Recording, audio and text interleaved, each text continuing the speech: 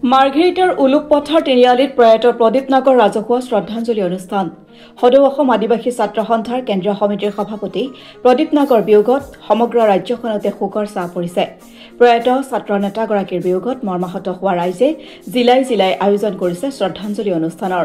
সদৌ অসম আদিবাসী ছাত্ৰ সন্থাৰ মাৰ্ঘেৰিটা আঞ্চলিক সমিতিৰ উদ্যোগত তথা স্থানীয় ৰাইজৰ সহযোগত ৰাজহুৱাভাৱে আয়োজন কৰা হয় প্ৰয়াত প্ৰদীপ নাগৰ শ্ৰদ্ধাঞ্জলি অনুষ্ঠান।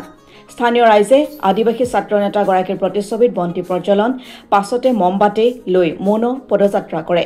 মৌন প্ৰাৰ্থনা কৰাৰ লগতে তেওঁৰ আত্মাৰ চিৰশান্তি কামনাৰে ভগৱানৰ ওচৰত প্ৰাৰ্থনা জনায়।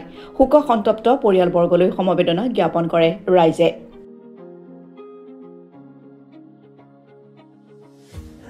আমি আপোনালোকৰ সংবাদ মাধ্যম যোগেদি আমি ধন্যবাদ জ্ঞাপন কৰিব বিচাৰিছোঁ। আমাৰ সদৌ অসম আদিবাসী ছাত্ৰ সন্থা মাৰ্ঘেৰিটা আঞ্চলিক সমিতিৰ আমাৰ এটা সজাতি দলে আজি আমাৰ উলুকপথাৰ তিনিআলি স্থিত আমাৰ কেইবাটাও গাঁও য'ত য'ত আমাৰ আশা প্ৰাথমিক সমিতি আছে, মই জানো মাইচাংপানী, উলুকপথাৰ, পানীগাঁও, লাখগাঁও, লংটিখাক আদি কৰি কেইবাটাও গাঁও যৌথভাৱে আজি আমাৰ 8 এপ্ৰিল তাৰিখে আমাৰ আশা সংগঠনখনৰ কামিহাৰ ক'ব লাগিব আমাৰ কেন্দ্ৰীয় সমিতিৰ প্ৰয়াত প্ৰদীপ নাগ ডাঙৰীয়া যিহেতু স্বৰ্লোক প্ৰাপ্তি হৈছে, গতিকে তেখেতৰ আজি আত্মাৰ সদগতিৰ কামনাৰ্থে আজি আমাৰ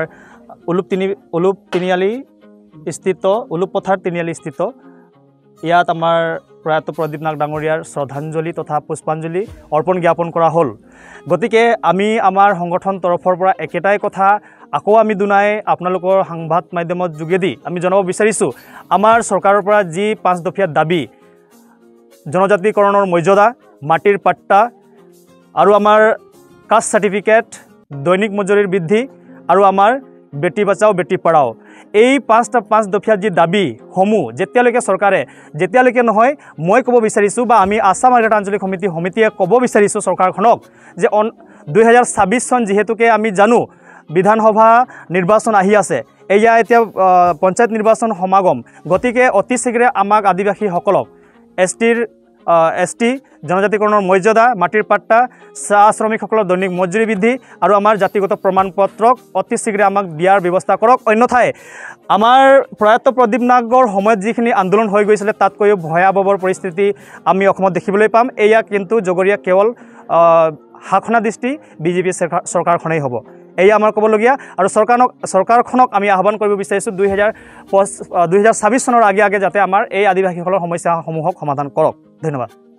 আজি আমি উলুকপথাৰ, পানীগাঁও, মানমপথাৰ, লাখপথাৰ, লংগাঁও, মাইচাংপানী এনেদৰে বহুকেইখন গাঁৱৰ আদিবাসী ৰাইজে উলুকপথাৰ তিনিআলিত সমবেত হৈছোঁ। যিহেতু সদৌ অসম আদিবাসী ছাত্ৰ সন্থাৰ কেন্দ্ৰীয় সমিতিৰ সভাপতি গমকে প্ৰদীপ নাগ ছাৰ ডাঙৰীয়া যোৱা 8 এপ্ৰিল তাৰিখে আমাৰ মাজৰ পৰা চিৰবিদায় লৈ গুচি গ'ল।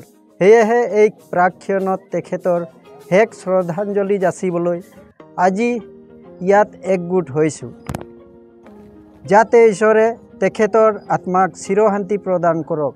লগতে তেখেতে এৰি যোৱা মৰ্মান্তিক পৰিয়ালটিলৈ আজি এই ক্ষণত এই স্থানৰ পৰাই আমি ৰাজহুৱাভাৱে সমবেদনা জ্ঞাপন কৰিছোঁ।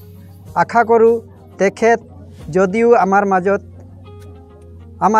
নাই, তথাপিও আদিবাসীৰ জাতিটোক তেওঁৰ দৰে আগুৱাই লৈ যাবৰ বাবে আৰু জাতিটোৰ সৈতে মাত মাতি যোৱা আৰু হেজাৰজন প্ৰদীপ নাগ জন্ম হোৱাটো নিশ্চিত বুলি আশা কৰিলোঁ। জয় আদিবাসী, জয় আশা। गुवाहाटी से दिल्ली अस्पताल में, प्राइवेट अस्पताल में कोई लेगल रहे, लेकिन उनके कोई ओकालते कनिष्ठ भल नेता स्वर्गीय प्रदीप